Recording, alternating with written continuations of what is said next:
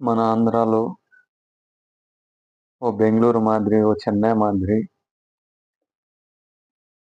ప్రజలకి సిటీల్లో double decker మెట్రోస్కి నరేంద్ర మోడీజీ గ్రీన్ సిగ్నల్ ఇచ్చినారు.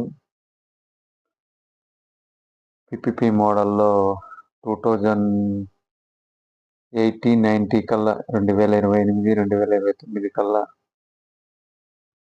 విజయవాడ, విశాఖపట్నం నగరాల్లో మెట్రోస్ అనేది పరిగెత్తడము జరుగుతాయి.